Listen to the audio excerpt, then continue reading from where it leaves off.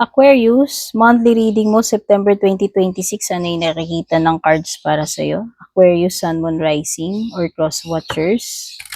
Thank you, bago man kayo dito or matagal na, sa patuloy na pag-aabang, pagsubaybay, suporta, sa lahat ng nag-follow, nag-subscribe sa aking page or channel, sa mga laging nag-heart, nagla-like, nagko-comment, nag-share sa mga readings ko, mga hindi umaalis, pumasok sa subscription, sa membership, yung mga laging nagpapadala ng star super thanks, nag-a-avail ng private reading, yan, thank you.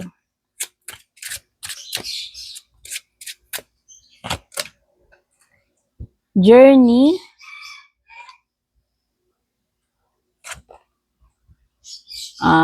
courthouse, child,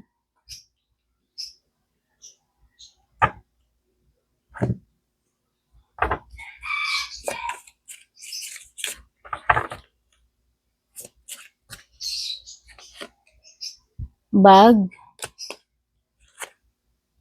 something important, no? Mice, apple,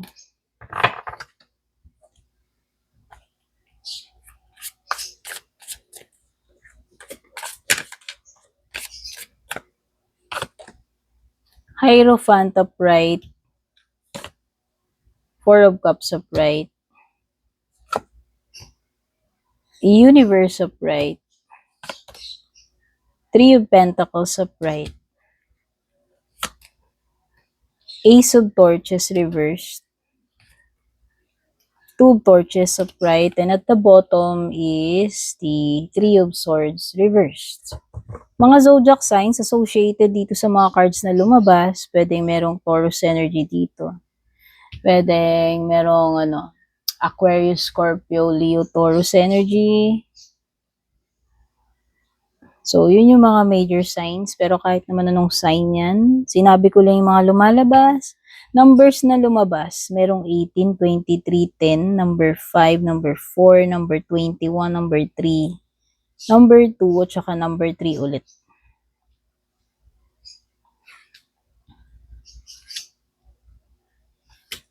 May energy ng bata dito, Bata, pwedeng innocence, pagiging naive. Pwedeng beginning, no? So there is the element ng innocence, pagiging light-hearted, pagiging child at heart, pwede rin naman, or someone talaga na younger sa'yo, or anak, bata. Ito yung mga early stages or yung beginning pa lang. Something small, by the way. Something small or short. Petite, maliit, hindi matangkad.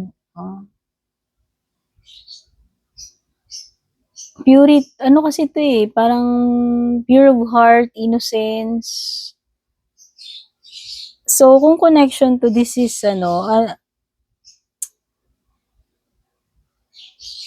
very innocent or youthful, kung person yan. Very trusting siya, very pwedeng naive, innocent.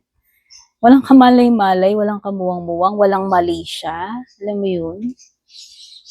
Or mga matter, situation involving a child, anak, nakababatang kapatid, kung sino man tong youngster na to. Pwedeng nagsisimula pa lang yung journey mo, something na mag-unfold pa lang, or nasa early stages this September, pwedeng related sa love, sa career, sa family, etc. General reading ito. Meron nga pa lang something na pagdadaanan, journeying. O, pwedeng literal na pagta-travel, pero meron ka ring something na pagdadaanan.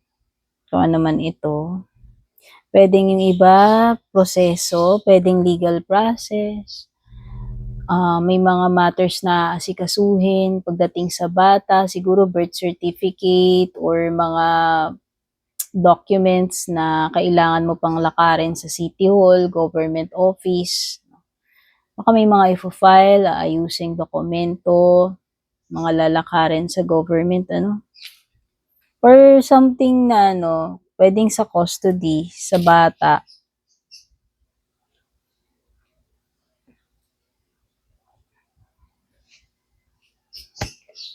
May temptation. Apple. Temptation o Tridorahas. Mga agaw na energy. Pero pwedeng pagsubok talaga to kung gaano kakarupok or katatag. Temptation will test you. Okay? Ngayong September, may pagsubok para sa'yo. Kung ikaw ba ay bibigay, ikaw ba ay magiging marupok, papasa ka ba dyan o hindi, papatulan mo ba ay hindi, mahuhulog ka ba sa trap, no? At merong mga maaaring maging problema among friends or family. Mice. Ito yung mga bagay na sumisira sa family, sa relationship or friendship. O, siguro nga kasi tridor o ahas na energy or temptation, di ba? O, lalo na may bata pa namang involved dito. So, kung marriage yan, iwasan ng temptation, di ba? Iwasang masira ang pinagsamahan, ang friendship, ang family. Kasi nga may pagsubok temptation. O, this is something that is very important. Okay? Something na may value, something na dapat mong i-prioritize, something na hindi mo dapat hayaang masira, poprotektahan mo, aalagaan mo. And by the way, pwedeng merong increase pagdating sa flow ng pera, pagpasok ng pera, sahod, no? Pwedeng something din na related sa job, no? Promotion, increase sa sahod, no? Opportunity.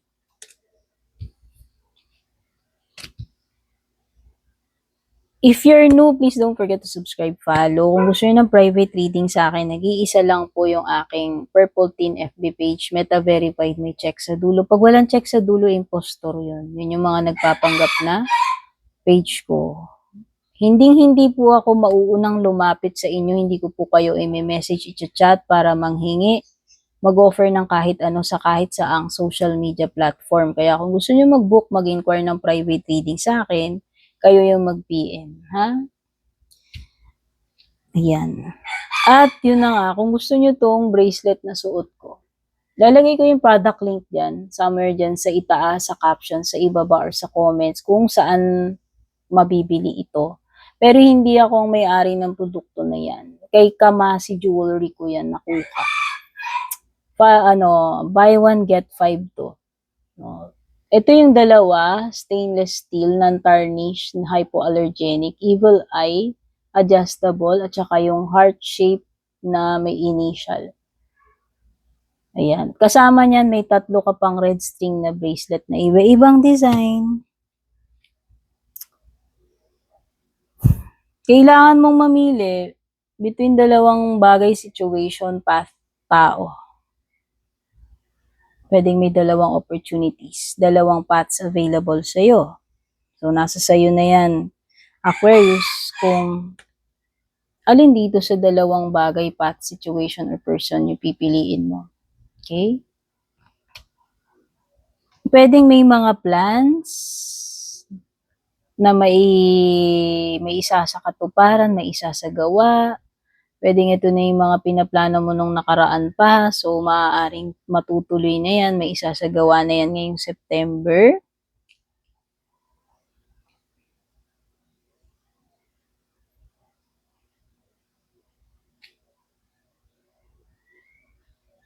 Iwasan mo yung procrastination base dito sa dalawang bara na to. So, kung talagang gusto mo magkaroon ng successful na outcome or output, results, stop procrastinating. And kung may mga plano ka, ayun, hindi gagalaw yung plano mo kung hindi mo sisimulan yan.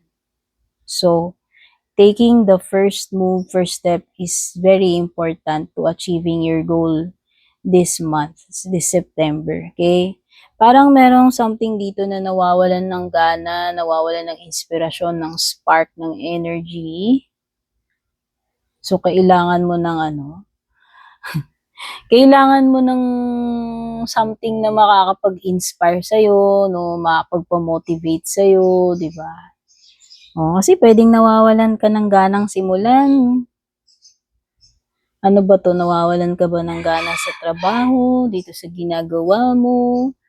Kulang sa inspirasyon, motivation, or sa love life? Hindi ko alam yan ha, kung saan nagtutugma sa inyo. May mga bagong projects, may mga bago kang makakasama, makakatrabaho, bagong projects, at mukhang successful naman to. Mukhang magiging successful yung transaction, kung businessman yan, pera, projects. Yes, may accomplishment, completion, success with the universe. Another milestone. Another chapter na makukumpleto mo, tapos magsisimula ka ng panibagong cycle. Di ba? Ganda to, positive to. Malaking achievement niya, major yan sa universe. So, meron kang something na magagawang successful, may makukumpleto ka, matatapos ka. Sabi ko nga, another achievement, another milestone, another cycle na naman.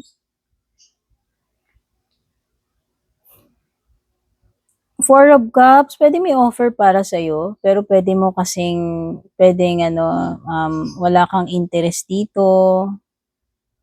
Pwedeng, minsan boredom to.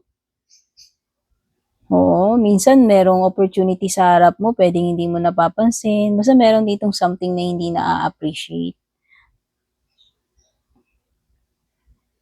Pwedeng may offer pero ito turn down. O yan, in love man yan, in career, nakikita ko yung isa, ino-offer niya may offer siya pero parang yung isa hindi naman siya interesado. Pwedeng deadma. Oo. Pwedeng merong ibang gusto, may ibang iniisip, pwedeng disconnected lang, or pwedeng pagiging bored, unhappy doon sa current situation, hindi satisfied, no? Pwede may mga ganong energy. Kawalan ng parang disconnected or hindi interesado. Deadma energy. O baka merong marriage na paparating, baka ikaw ay ninong-ninang or baka naman ikaw to, nakatakdang ikasal kung sino man ito ngayong September. Kasi parang merong marriage dito. Oo. Pwede rin naman pagpasok sa commitment kung hindi naman ikakasal. O yung iba ba, ni bagong to, parang may bago ka na namang matututunan.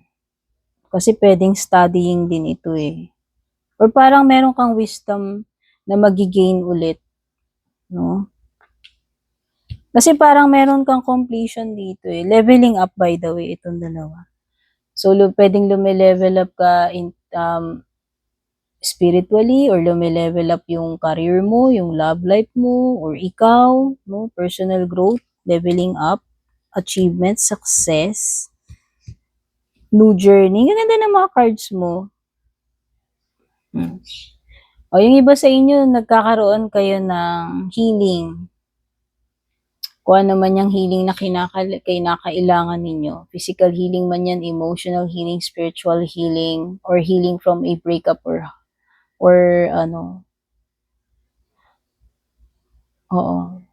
pwedeng sa breakup. Parang nagkakaroon ka na ng acceptance. Parang hindi ka na affected, mas matigas ka na. Tanggap mo na. Alam mo yun. Kung ano man yung napakasakit na nangyari na yun, parang pwedeng okay ka na ngayon. Healed ka na. Masasabi mo sa sarili mo ngayong September. So, yan yung mga na-pick up ko. Kita-kits uli sa susunod. Bye-bye.